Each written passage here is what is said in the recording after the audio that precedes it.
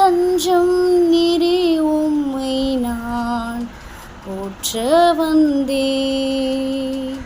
இந்த ஜெப வேளை உம்மை தேடி வந்தேன். தேவா பதில் தாருமே.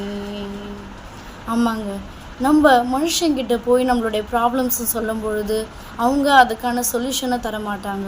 அவங்க இன்னும் எப்படி நம்ம அந்த விஷயத்தை பெருசாக்கலாம் அப்படின்னு தான் யோசிப்பாங்க. ஆனால் நம் தேவனுடைய சமூகத்தில் உட்கார்ந்து நம்மளுடைய கவலைகள் எல்லாவற்றையும் அவருடைய பாதத்தில் மூச்சு ஜெபிக்கும் பொழுது நிச்சயமாகவே நம்மளுடைய ஜெபங்களை அவர் கேட்கிற தேவனாக இருக்கிறார். அதனால தான் இந்த வரிகள் சொல்லுகிறது, என் ஜெப வேளை உம்மை தேடி வந்தேன். தேவா எனக்கு பதில் தாருமே. மனுஷங்கக்கிட்ட சொல்லும் பொழுது அங்கே அந்த ரிப்ளை நம்மளுக்கு கிடைக்காது.